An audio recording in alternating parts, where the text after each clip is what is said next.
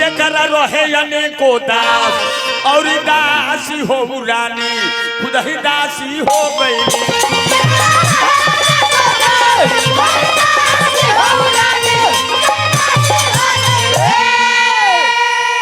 लड़का रोहित कुमार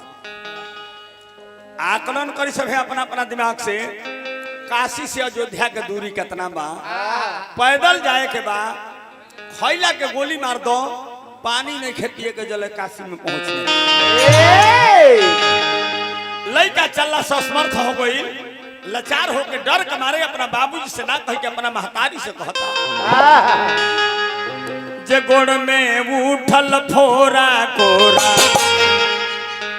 ले लेना रे माई।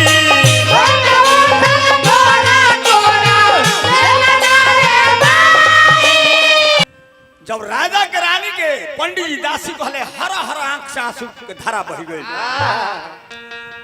हाथ जोड़ के पंडित जी से कहते रही बाबा तनिका ठहर जाई। आ राजा जी को ताक के इशारा में पूछा तरीका जे ठहरी तनी देख ली सूरतिया ए बाबा जी।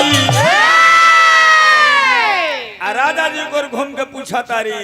जे फेर कहिया होई मुलाकातिया हो राजा हरिया हो गईले हे राजा हरिया हो गईले। अब बरिसल विपत्ति बदरिया राजा हरिया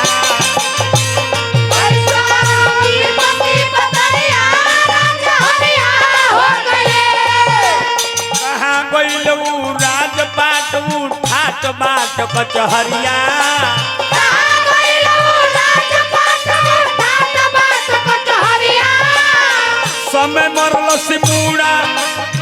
समय मरल सिमूड़ा मुर्गा घाट के डोमरिया सुनले डोमवा से गरिया राजा हरिया हो गए।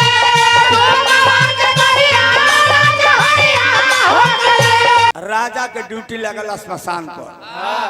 कहले मालिक ए जाके नियम कानून का बा, कहले जे ए जाके नियम ये कही बा बिना कर लिहल एक भिलास दफनावल ना जाए। हरिशन जी कहले मालिक का जने कहियो कोनो यार के लाश से आ जाए। कहले चाहे यार के लाश आवे तब, चाहे कोनो गद्दार के लाश आवे तब, चाहे पाहुन के लाश आवे तब, चाहे सार के लाश आवे तब, चाहे यूपी के लाश होखे तब, चाहे बिहार के लाश होखे तब। नियम एगो चले दसिया तोरा लइका का फुलवरिया में सांप कटले चली जे दौड़ के चल जाए। पंडित जी के महाराज बोली सुना पैसा पायल बड़ी मैं घर के काम ओरियावत तो जाई। अब घर के काम ओरियावे में गधबेर हो गई, झोला नहारी पर गई जा तारी दौड़त घहट हिमलात लइका के लगे पहुंचा तारी त तन से प्राण छूट गई। लइका के लाश गोदी में लेके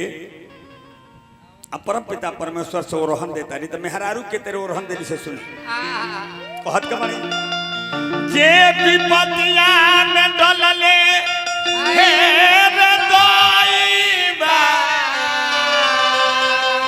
आज विपतिया में डलले रे दोईबा यह मलयो वरतिया के विपतिया में डलले रे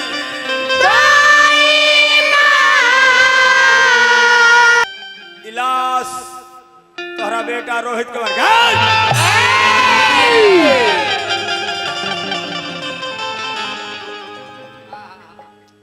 कहली जे रोरा बेटा के लाश है कहले जो एकरा के दफनावे से पहले कर देबे के पड़ी। कहली जे तोहरा बेटा के लाश मालिक कहले हमारा बाप के लाश रही तब जेकर नून खाता नहीं ओकर कानून ऐसा ए देश से निमक हरामी ना हो फारी के सारी अब बनवनी का भाला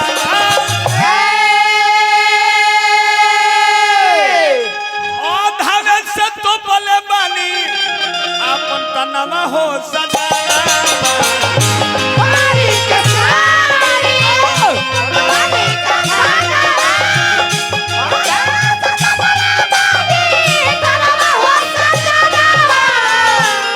कर देवी कफन से और थी उघारी हो में नंगा हो जाई चटत चुनरिया चहली देवता लोग आकाश से फूल के वर्षा करे लागल जय जयकार होखे लागल जय हो सत्यवादी राजा हरिश्चंद्र की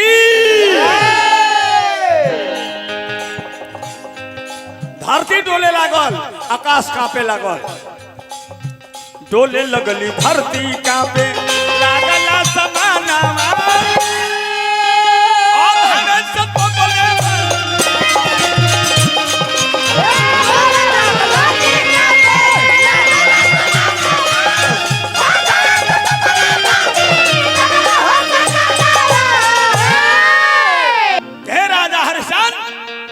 परीक्षा लियात रहल हो अपना परीक्षा में तू फर्स्ट क्लास फर्स्ट पास हो गई तहर राजकुमार जिंदा को दिहल गई तहर राजपाट तहर नाम से वापस दे दिहल गई हमने से कुछ मांग लो कहले जी मांग लो एक और तो हलिए नहीं खेले जिंदगी में हाथ हे तेरे नहीं खे भइल ऐसे भइल पप्पू साउंड सर्विस बहुत बहुत पुरस्कार जब बहुत आग्रह देवता लोग कोई तो राजा हरिश्चंद्र एगो बात कहले मंगला में कहला में अंतर बा कहत का बड़े देवता लोग से हे देवतागण हरिश्चंद्र सब इतना प्रसन्न बानी तो हमार बात एगो ध्यान से सुनी सब है तो का कहले जे धसी जाई है धरती अरे धसी जाई धरती अधर्म में डूबी नाली में हे देवता लोग अधर्म धीर कारल मारो अजय हन गली गली में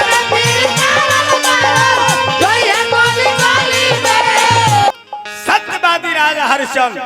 सतयुग की कथा हो द्वापर से ना सतयुग त्रेता आ तब द्वापर हो आई कलयुग हो सबसे प्रथम सतयुग मेरा राजा हरिश्चंद्र कितना सत्यवादी राजा रहे है कथा का सुनी एक तो स्वर्ग लोक में देवता लोग के मीटिंग जुटल बड़ी हालाबा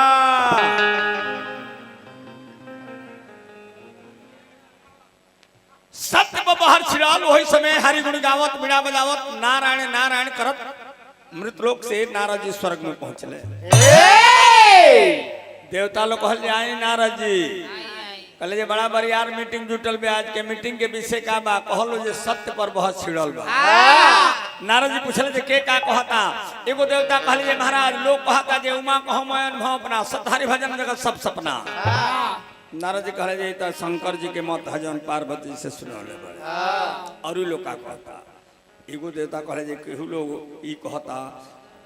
राम नाम सत्य है कहले जी नाम का पहले बहुत पीछे सत्य होता हम तो अमृत लोक से उस सत्य देख क्या होता नहीं जौना नाम का पहले सत्य लिखल देवता लोग कहले हो व्यक्ति के नाम बताई नारद जी बताओ तो अरे कहानी लोगों कहता सगरे जबानी कहानी लोगों कहेला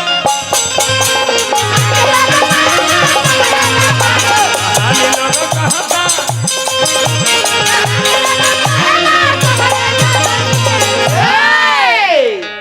राजा महान उनकर परे जा महान करे गुणगान जकर सकले चरित्र पवित्र जैसे गंगा जी के पानी तो कहानी लोग कहानी लोग कहेला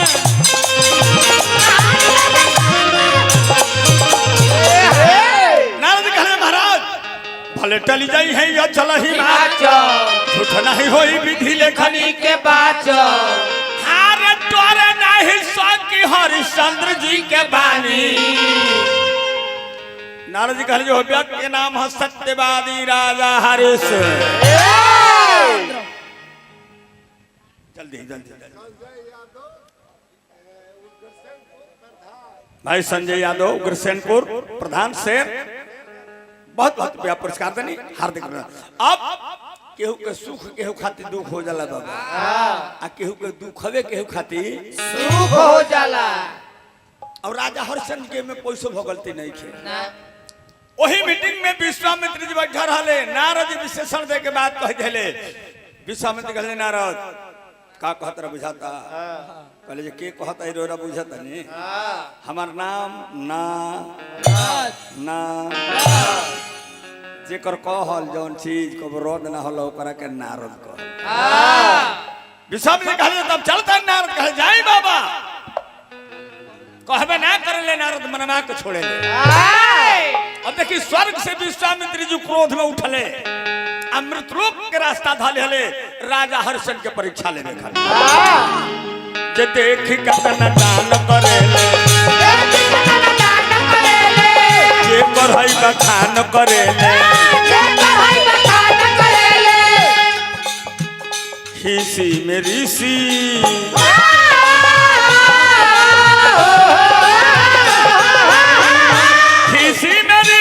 विश्वामित्र जी बयान देख कतना जे करहई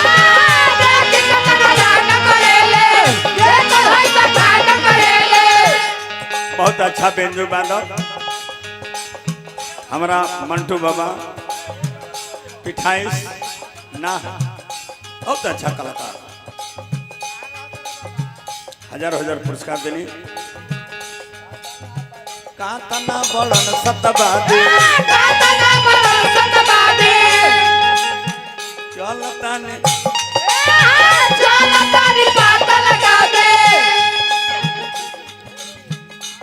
तने मत बोल दे कि हमर सार हमें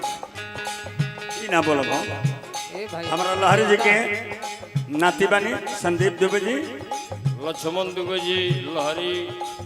वहाँ के हम नाती हैं ग्राम रौली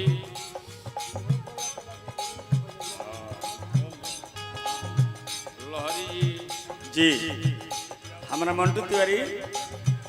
गंगा सागर भवन के गुरु जी में बजौले बड़े बेन जी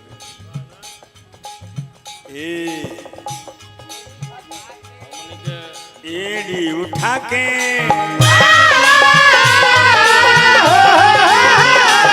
एडी उठा के कतना जनया समान भरेले देख कतना दान करेले जे करहई बखान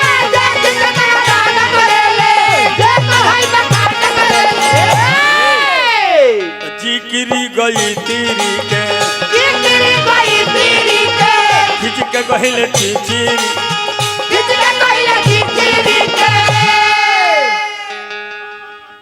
राजा हरिश्चंद्र अपना राजभवन में सुतल बड़े आ सुतले में सपना देखे जे सपना में देखले ना ए राजा सपना में देखले ना तो सुतल रहले हो भवन में राजा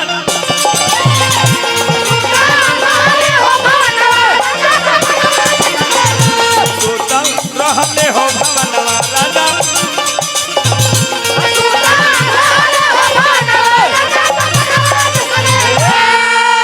सपना का देखो तारे ये सपने में बाबा एगो दर्शन दिहले ना तो धोवे लगले हो चरणवा राजा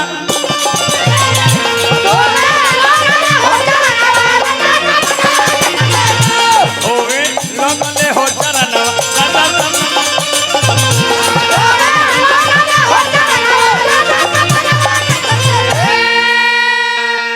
भाई पप्पू साउंड सर्विस बहुत बहुत रुपया पुरस्कार हार्दिक अभिनंदन बा शुभकामना बा तो मुनि जी के मनवा के मनवा जन लेना मंगल तो दिहल राज पाट कुल्ही दानवा राजा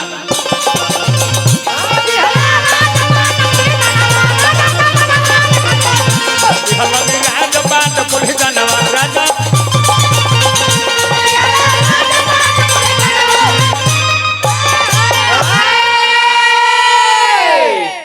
अब राजा हरिश्चंद्र सपने में अपन महाराज पर दान दे दिले। सुबह भाई दरबार के लोग कहते मालिक मुंह धोई नाश्ता से राता कहल जी बड़ा अद्भुत सपना देखले बानी उनकर धर्म पत्नी आके कहल जी महाराज मुंह धोई सपना के बाद झूठ होला कहले नहीं हमारा नाम के पहले सत्य लिखल बा तो हमार सपनों साँच हुई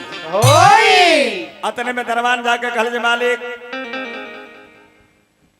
विश्वामित्र जी गेट पर आके खड़ा बड़े कहले जे जल्दी उनका के दरबार में ले आओ विश्वामित्र के राज सिंहासन पर बैठा के चरण खार के आ कहले जे बाबा का आदेश बा हमरा के कहले जे राजा तारा बात कुल मन पड़ता कहले मैं बात मन पड़ता है के चलते मुंह नहीं खिधोल कहले चतुर तो बाड़ अब सपना के बाद कुल ताजा करा के और राजपाट पूरा पृथ्वी संकल्प करा के दान में ले हरिश्चंद्र कहले जे बाबा अब का आदेश करतनी है दास के कहले जे दान के बाद एगो उपदान होला जौना के ठेठ में दक्षिणा कहल जाला भाई पप्पू साउंड सर्विस बहुत बहुत पुरस्कार हार्दिक कहले मांगी बाबा दक्षिणा का चाहता नहीं कहले जे 1000 सोना के मोहर राजा हरिश्चंद्र मुस्कियाए लगल करे कहले मंगल है बाबा मेवत के हिसाब से नाम मंत्री के बुला के कहले जे मंत्री खजाना खोल दो बाबा के खड़ा कर दो अपना मर्जी से मोहर काढ़स विश्वामित्र कहले जे बेवकूफ राजा हम सुने रहे जे धन आवेला त बुद्धि का बड़ा हर धनो गोइला बुद्धियो गोइल ले कारण बाबा कहले जे राज सिंहासन हमरा नाम से लिख देला अभी राज पुस्तहरे नाम से बा कहले जे गलती होता कहले 100% हरिश्चंद्र जी कहले जे एकरा बाद भी दक्षिणा दे कहले जे कैसे देबो कहले जे अपना के बेचो कहले जे कहां बेचबो कहले धरती पर कहीं में ना पूरा पृथ्वी के एक छत्र राजा तू रहल हो आ पूरा पृथ्वी हमरा के दान में दे देल बड़ो अपना के बेचबो कहां हरिश्चंद्र जी कहले जे एगो जगह है बाबा कहले जे नाम बताओ कहले जे काशी कहले चतुर्थ बाबा भाई संजय यादव प्रधान उग्रसेनपुर शेरमा बहुत बहुत पुरस्कार देनी हार्दिक काशी एगो ऐसा नगर बा जौन शंकर जी के त्रिशूल पर बसावल बा ओकर गिनती मृतलोक में ना हो ये हम नहीं कहत हमने के शास्त्र बताओ कहले जे तब कहले जे बाबा 29 दिन के टाइम दो 30वां दिन काशी में आई हो आ तोहरा के हम दक्षिणा चुका दे हरिश्चंद्र जी कहले जे हमरा के टाइम दे दी विश्वामित्र जी कहले जा तोहरा का टाइम देने देखे के बाबा राजा रानी उनकर लड़का रोहित कुमार आकलन करी सभे अपना अपना दिमाग से काशी से अयोध्या के दूरी कितना बा पैदल जाए के बा खैला के गोली मार दो पानी नहीं खेतिए के जले काशी में पहुंचने लड़का चलला समर्थ हो गई लाचार होके डर के मारे अपना बाबूजी से ना कह के अपना महतारी से कहता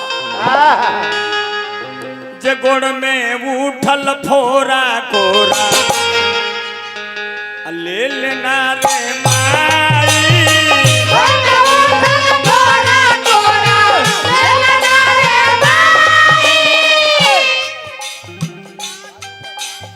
पानी ऊपर से भूख प्यासे राह चलल ना जाई गोड़ में उठल फोरा कोरा ले लेना रे माई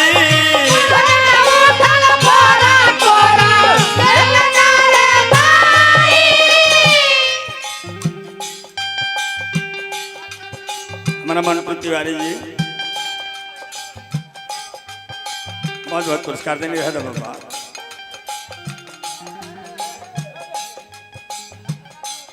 हमारा विश्वदयाल बाबा हमने के गुरु जी के दल के सजावत रहने है बजावत रहने जय हो बाबा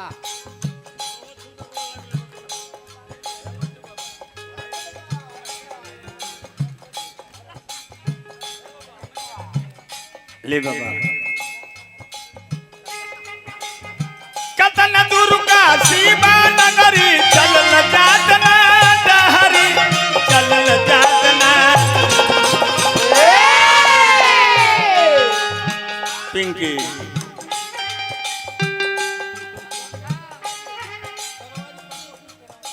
भाई हमारा माननीय दरोगा जी संतोष सिंह लड़का कहते थे माई बाबूजी के तो समझाई रोवे ले दिल खा और में उठल खोरा कोरा ले लेना रे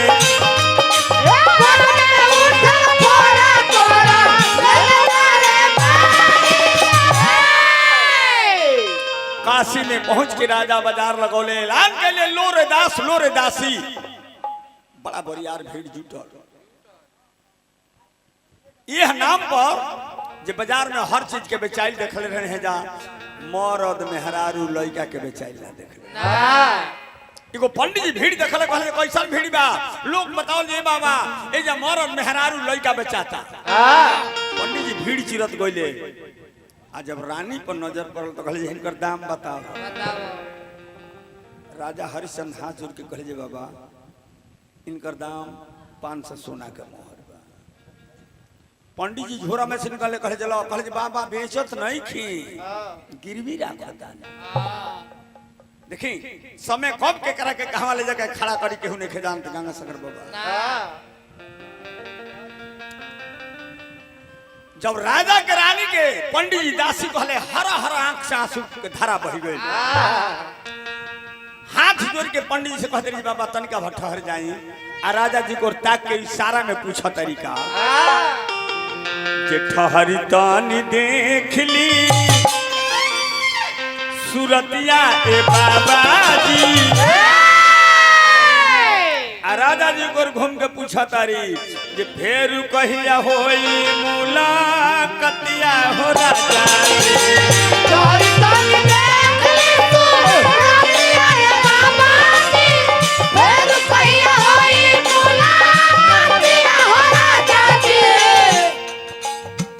हम तो जियो अपना लाल के निहार के रौरा कैसे रहबी हमनी के विसार के एकरा से पूछबी पूछा लतिया ए राजा जी फेर कहिया होई मुलाकातिया ए राजा जी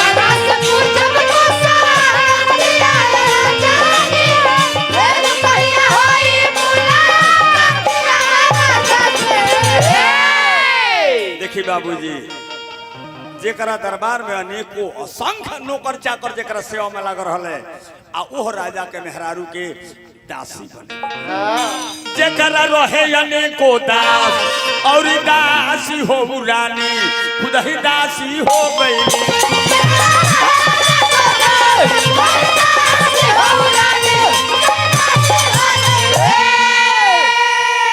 तो खंड नहीं अखंड जमीन पर रहल कहाँ गइल वो सोना चांदी के अपरंपार भंडार रे उरानी खुद ही दासी हो गई तो कहाँ गइलन नौकर चाकर चापरासी हो उरानी खुद ही ना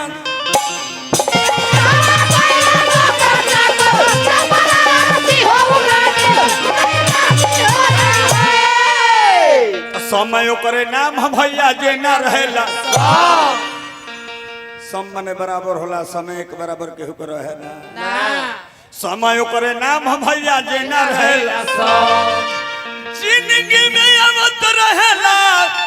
खुशी कहियो गम रे उरानी खुद ही दासी हो गई देखी समस्या कैसन बा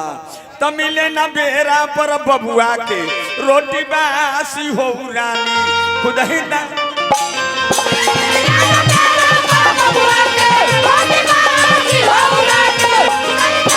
मिले ना बेरा पर बबुआ रोटी बासी हो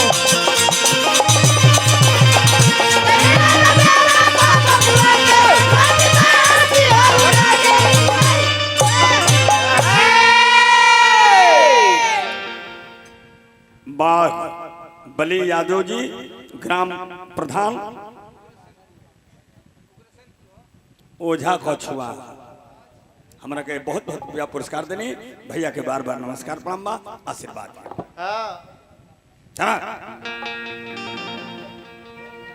ओह लड़का के बसिया रोटी दुलम हो गई खराई मिटावे खातिर जौना लड़का का सोना का थरिया में नाश्ता ध के नौकर पीछा पीछा घूमे से ये बबुआ में से एगो मुँह में फेंक ना लो लड़का होने मुँह घुमा ओह लड़का का बसिया रोटी दुलम हो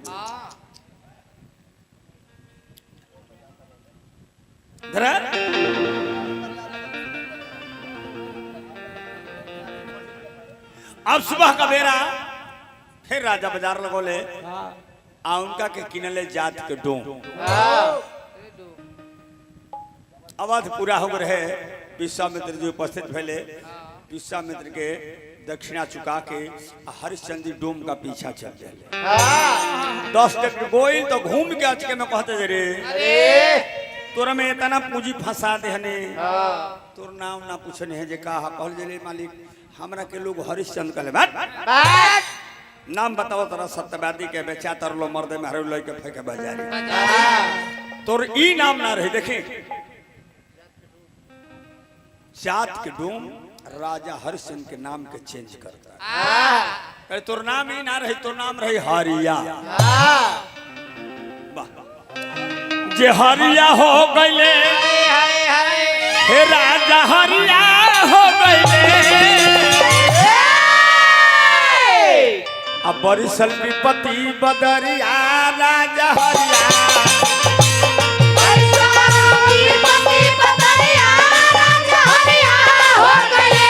कहाँ गईल राजपाट उठाट बाट कचहरिया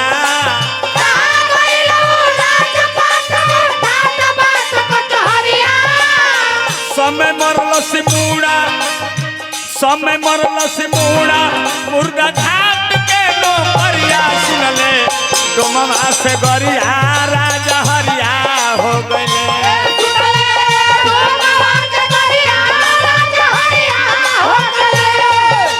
समय हसादी समय फसादी जिया दी मुआ दी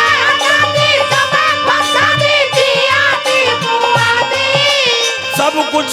करवा दी बाकी डोलल न सतवा दी भले ही बेचले में हरिया राजा हरिया हो गए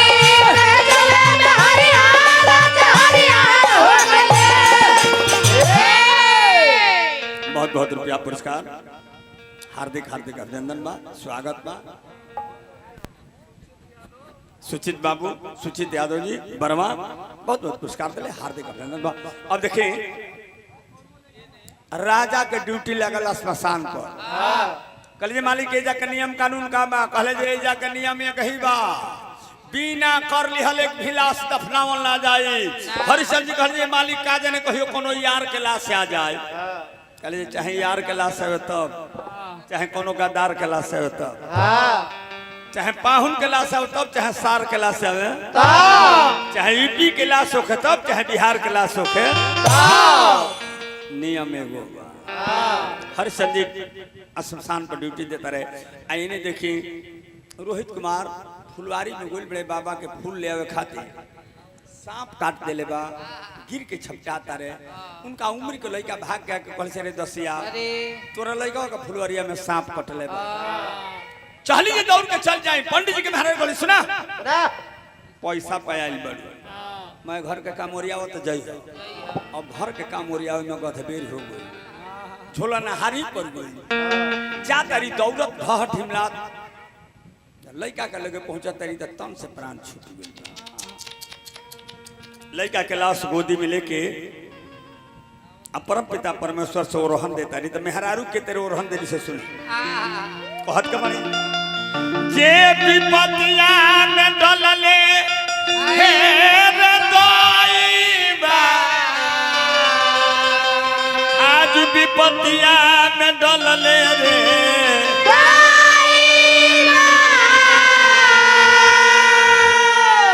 यह मलयो वरतिया के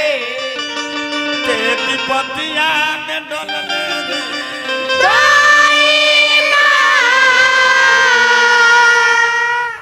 कोई कमन हम पाप हो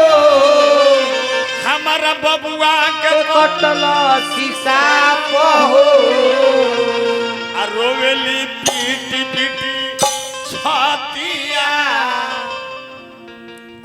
विपतिया में डलली रे दही बा छोड़ी के सुगनमा अरे भागल लागल हो हमारा कर्म में अगिया लागल हो बिसरत नहीं खे सुरतिया आज विपतिया में डलली रे दही बा पूछी है जहिया सजानावा कहब कौन बचाना कहे जे कहां बिलवा बोलू हमार हतिया आज विपतिया में डल रे दही बा घरे आके पंडित जी के महाराज से कल जी मलिकाइन कुछ पैसा दे देते तो कफन किन के लड़का के लाश के दफना देती पंडित जी के महाराज झनक के कहे ना ले जाके फेंकबू बड़का राजकुमार मोल बड़े ऐसा तो 100-200 लाश बिना कफन के रोज रोज फेंका बल जी मलिकाइन भीखी मांगो के लड़का ओकर खातिर राजे कुमार श्मशान के रास्ता धरतरी आ सारी जोन पहर रही आधा साड़ी से लड़का के लाश के लपेट के आधा साड़ी से अपन तन तोप के आ रास्ता में जाता रही आ अब केहू को रहन नहीं खींचत अपना किस्मत पर झोंकतारी कहते जे में केहू को दोष नहीं खे मैं हमारा तकदीर के दोष जे ई करम के कमाई हो आज विपत्ति आया के घेरली सुने न के हो रे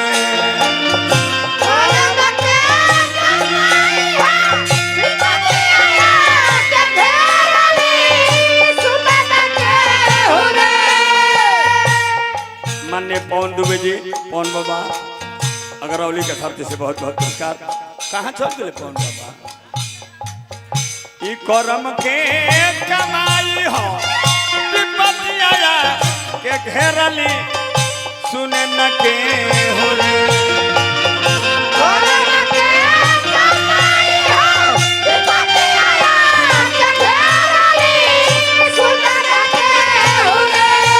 मऊवतियों मुहावा घेरली सुने न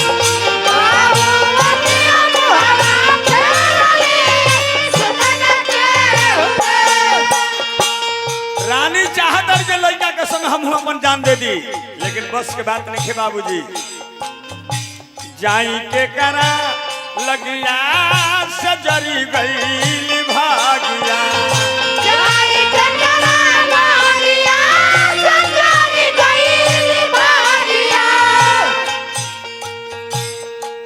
सुनील कुमार यादव बाग भावी प्रधान प्रत्याशी ओझा कछुआ बहुत बहुत पुरस्कार देनी भैया के हार्दिक अभिनंदन बाबा मंगला से केहू के न मिली मऊवतिया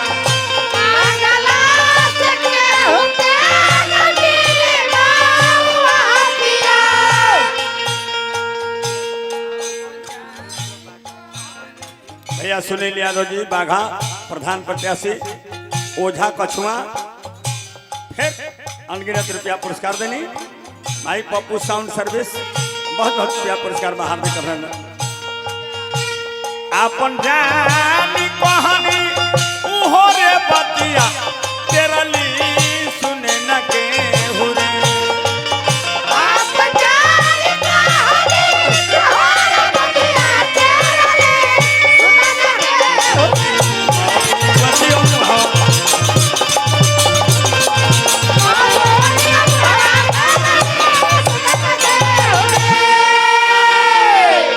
संजय यादव प्रधान शेर मारे उग्रसेनपुर बहुत बहुत पुरस्कार हार्दिक अभिनंदन शुभकामना। अब श्मशान पर ले जाके लड़का के लाश के राख के हाथ जोड़ के कही है श्मशान के देव ये अबला पर सहायता कह दे जे हम अपना लड़का के लाश के दफना दे। आवाज राजा हरिश्चंद्र सुन ले कुछ दूर फरके से आके कल हे स्त्री तो के हाउ एह बड़ा बिरान स्थान श्मशान पर कौना दुख से दुखी बाड़ू कल जे महाराज हमरा दुख के बारे में जन पूछी अब बोली का हिसाब से राजा रानी के चिट्ठी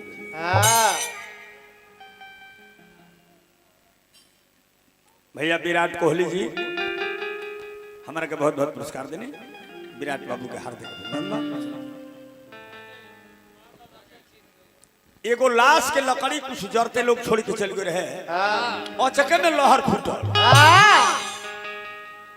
राजा रानी के देखल के महारानी रानी ये श्मशान पर कहली जे रौरा इजा का करता नहीं है देह के दशा का कोई देबा चले जे हमार ड्यूटी बा यही जे हमार नौकरी लागल बा। राजा रानी हमारा पवन दुबे जी अगरौली का धरती से बहुत बहुत पुरस्कार पवन बाबा के। फिर हमारा पवन दुबे अगरौली बहुत बहुत पुरस्कार बाबा के बार बार नमस्कार प्रणाम बा। फिर हमारा पवन दुबे जी अगरौली के धरती से बहुत बहुत पुरस्कार देनी पवन बाबा के गोला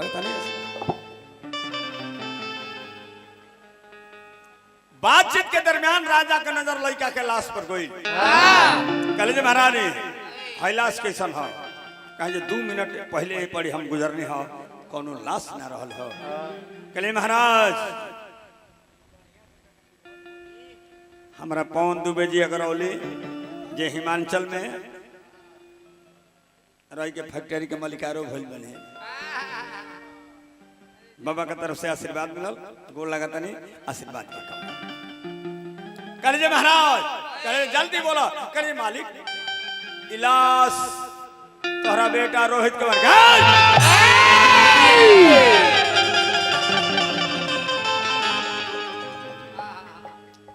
कहली जे रोरा बेटा के लाश है कहले जो एकरा के दफनावे से पहले कर देवे के पड़ी। कहली जे तोहरा बेटा के लाश है मालिक कहले हमारा बाप के लाश रही तब जेकर नून खाता नहीं ओकर कानून ऐसा ए देश से निमक हरामी ना हो ना कहली जो यदि इतना रौरा अच्छा अच्छा हमारा पवन दुबे जी अगरौली उनकर भतीजा पप्पू साउंड बहुत बहुत पुरस्कार दिले बबुआ के हार्दिक अभिनंदन शुभकामना। कहली जे महाराज दरोगा जी यदि रौरा नाम के पहले सत्य लिखल बा तो ही सत्यवादी के हम अर्धांगिनी हमें देखिए मैडम बीबी प्रेमिका और दुका दुका कुल कहल जाता ओकरा में अर्धांगिनी में बड़ी अंतर बा। अर्धांगिनी के माने होला आधा तू आधा अर्धांगिनी के दर्जा ए धरती के कुल मेहरारू के नहीं खे में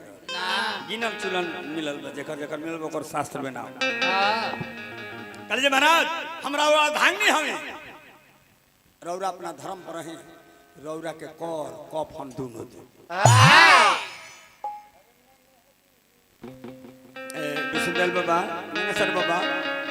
एगो गीत रहे बड़ी पुरान जिन में हदीर चलना अब जल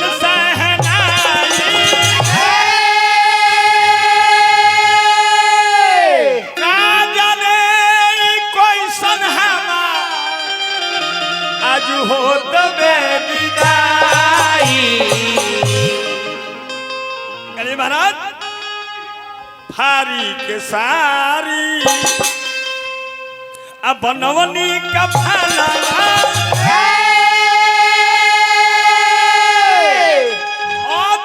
से तो बोले बानी अपन तनमा हो सदा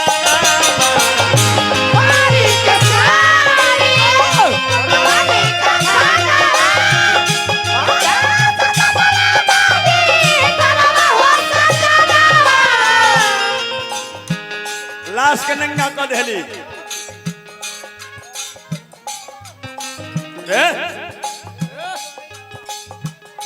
हमारा मंटू बाबा मंटू तिवारी जी बहुत अच्छा कलाकार हजारों हजार रुपया पुरस्कार दिले। हमारा पवन दुबे जी अगरौली निवासी ये हिमाचल प्रदेश में हमने के बलिया के नाम करो सब कैले बनी एक तो हमरो को बोलो हम गोइलो रहे बड़ा ठंडा पर रहे बाबा। हमारा पप्पू साउंड सर्विस वहाँ का भतीजा बने आई कौन बाबा वो माला रोवा के दी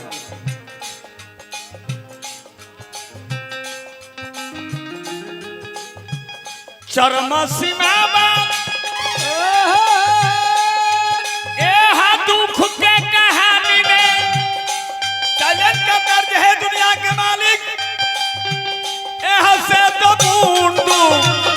सेवक जिंदगानी कल यही कड़ा कोनो परीक्षा हो खत लेके देखा वो परीक्षा में या वाला फर्स्ट क्लास फर्स्ट पास हुई ले लो विधाता जवन ले लो ये विधाता जवन ले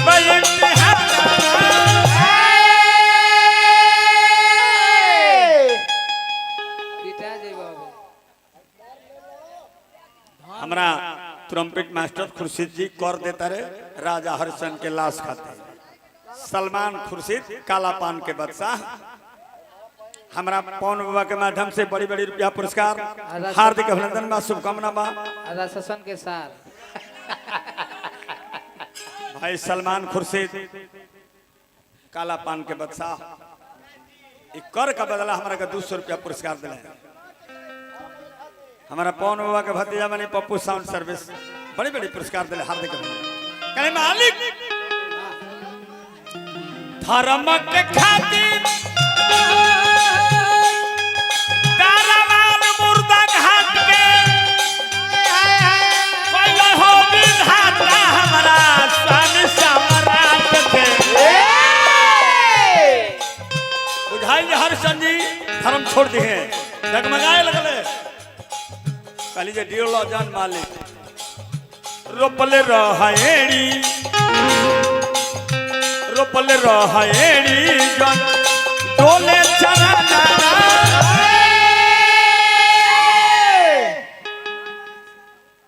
जो अधवे से तो बोले बनी अपन तना हो सजना कल जे कर देता नहीं ले कर देवी कफना से और थी उघारी हो चहली अपने नंगा हो जाई चटते चुनरिया चहली देवता लोग आकाश से फूल के वर्षा करे लागल जय जयकार होखे लागल जय हो सत्यवादी राजा हरिश्चंद्र की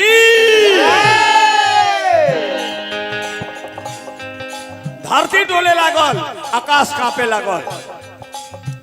डोले लगली धरती कांपे लागला समाना और हमें सब बोले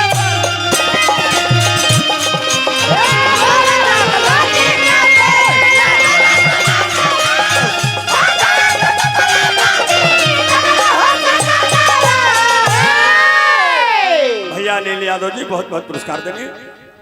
अनिल बाबू का हार्दिक हार्दिक अभिनंदन बा सबका अब देवता लोग हे राजा हरिश्चंद्र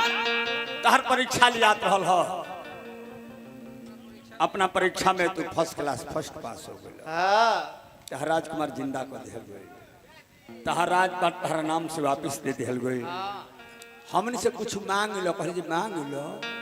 एक और तो हलिए नहीं खे जिंदगी में ही हाथ हे तेरे नहीं खे भइल ऐसे भइल पप्पू साउंड सर्विस बहुत बहुत पुरस्कार जब बहुत आग्रह देवता लोग कइल त राजा हरिश्चंद्र जी एगो बात कहले मंगला में कहला में अंतर बा कहत का बड़े देवता लोग से हे देवतागण हरिश्चंद्र सब इतना प्रसन्न बानी तो हमार बात एगो ध्यान से सुनी सब है तो का कहले जे धसी जाई है धरती अरे धसी जाई धरती अधर्म में डूबी नाली में हे देवता लोग अधर्म धीर कारल मारो आ जई हन गली गली में धर्म धीर कारल मारो जई हन गली गली में धर्म धीर कारल मारो जई गली गली में धर्म धीर कारल मारो जई गली गली में पप्पू साउंड सर्विस के माध्यम से हजारों हजार पुरस्कार आरत पुकारत देवता लोखल बलि में फिर पप्पू साउंड सर्विस के माध्यम से बहुत बहुत पुरस्कार हार्दिक अभिनंदन बा शुभकामना कहले का राजा हरिश्चंद्र जी ये 7 युग में हो रे गोइला कैसे होई बलि